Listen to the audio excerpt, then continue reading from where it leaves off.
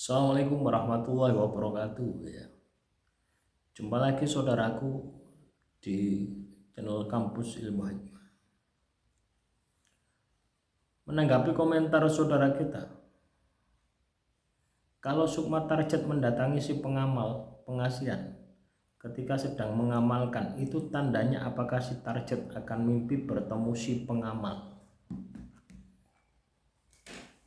Ya belum tentu ya, belum tentu seperti itu ya. Kalau target tidur, kalau target tidak tidur, apakah masuk ke alam mimpi? Ya tentunya tidak ya. Misalkan saya mengamalkan sebuah amalan pengasihan ya, tiba-tiba ya, sukma target datang kepada kita ya, apakah target ini akan mimpi kita di dalam tidurnya? Ya kalau tidur, kalau tidak tidur. Atau bisa jadi itu bukan sukma target ya, tapi makhluk halus yang menyerupai target. Bisa saja terjadi ya. Makanya penting ya, kita itu memiliki kemampuan dasar olah rasa ya. Kemampuan dasar olah rasa, peka suasana alam, peka suasana batin. Yang ini ada di penjelasannya, ada di video ya, video privat ya, ada di sana. Ya tujuannya untuk mengantisipasi hal semacam ini gitu ya. Untuk mendeteksi ya benar enggak ini, ya benar enggak ini katakanlah sukma target.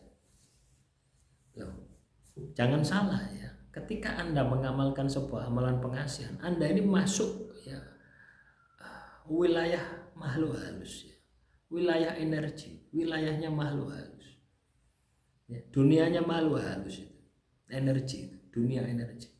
Makhluk halus itu kan makhluk energi. Jadi mereka ini bisa membaca, tujuanmu bisa membaca. Kalau kamu tidak memiliki kemampuan untuk mengidentifikasi, kemampuan peka rasa, maka kamu tidak akan bisa membedakan. Akhirnya kamu tertipu. Jadi kita harus paham ya. Kita harus paham itu teman-teman ya. Karena kalau kita tidak paham ya wassalam ya. Ya kita akan tertipu mentah-mentah ya.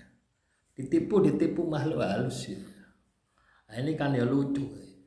Kita ditipu makhluk halus. Yang kita sangka adalah target, tapi ternyata bukan target ya, ternyata makhluk halus. Terus juga menanggapi komentar saudara Ferry, Ustadz gimana caranya mengembalikan sukma yang hilang? Ya, sukma menurut ya ini saya lihat dari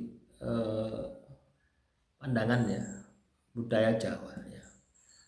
Sukma kita itu terdiri dari sedulur papat, sedulur papat limo pancer, kakang kawah adi hari-hari ketih puser.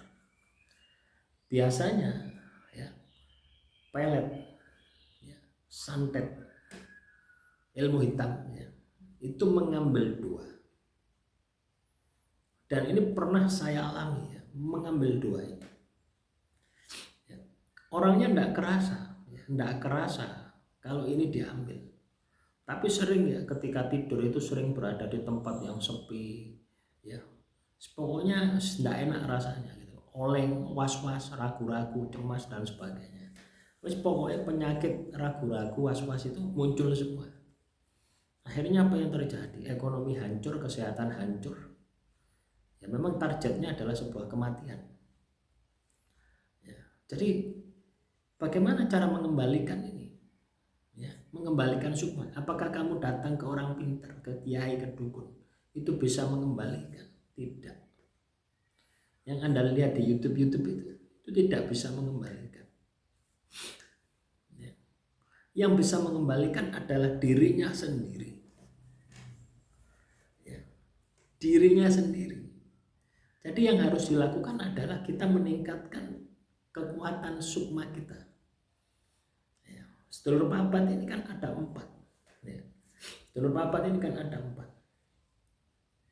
Lah ketika kita ini katakanlah menjalankan ritual, misalkan puasa, itu keempat-empatnya ini menyerap esensi dari laku tirakat yang kita kerjakan. Kekuatan yang kita kerjakan dari tirakat ini diserap oleh 4 ini. sehingga mereka memiliki kemampuan, kekuatan untuk membebaskan diri mereka. Caranya seperti itu. Ini sudah tak uji coba teman-teman ya. Sudah saya uji coba ya. Saya menggunakan kodam misalkan ya. Ada sebuah pusaka, ada beberapa pusaka ya di rumah saya. Saya perintah kodamnya untuk membebaskan sedulur papat saya. Itu tidak mampu ya. Saya menggunakan amalan-amalan ya, itu pun tidak mampu ya. Lalu ya saya berobat ke seseorang ya, orangnya malah meninggal dunia. Loh ya teman-teman ya, habis pijet saya itu meninggal dunia. Nah dari sini saya berpikir bagaimana cara membebaskan. Saya berdasarkan praktek ya teman-teman. Akhirnya saya coba kontak ya, kontak rasa ya, kontak batin. Kan ini masih tersambung sebenarnya. Walaupun ini sukmamu itu ditahan, ya, dicuri, ya, oleh dukun, itu kamu itu masih komunikasi. Cuma terhalang sekat, terhalang pagar, sehingga tidak bisa membebaskan diri. Maka apa yang harus dilakukan? Kita tingkatkan sukma kita dengan puasa. Ya. Bisa puasa yang maksimal itu puasa mutih ya. Nah, puasa mutih 7 hari. Ya, puasa mutih 7 hari. Istirahat 1 minggu atau 2 hari. Puasa mutih 7 hari. Itu lakukan terus. Niat mentransfer energi supaya sedulur papat ini bisa membebaskan diri. Itu kamu harus lakukan terus sampai sedulur papatmu itu terbebas. Artinya apa? Dari luar kita serang, dari dalam mereka juga nyerang. Ya. Sehingga apa? Sedulur papat ini menjadi satu kesatuan. Energinya akan ngumpul gini loh ya. Ya. Ingat pepatah mengatakan, bersatu kita teguh, bercerai kita runtuh. Lah itu. Ya. Paham ya? Dan ini juga tergantung ya. Tergantung dari seberapa besar ya, seberapa besar atau seberapa besar energinya, seberapa lama sukma itu hilang. Sukma itu disandera. Coba Anda tanyakan ya, yang sukmanya hilang itu suruh nanyakan berapa lama. Itu akan tahu. Kalau saya itu mulai 2014 sampai 2017 itu saya tidak kerasa. 2017 itu baru kerasa ya, akhir itu baru kerasa. Dan saat itu saya lakukan pembersihan. Yo puasa, yo wirid, yo dzikir. Yo sholat malam, pokoknya tirakat tak lakoni kabeh. Dan alhamdulillah ya kembali. Ya, demikian yang bisa saya sampaikan. Semoga sedikit wawasan ini bisa bermanfaat. Wassalamualaikum warahmatullahi wabarakatuh. Sampai jumpa di video selanjutnya.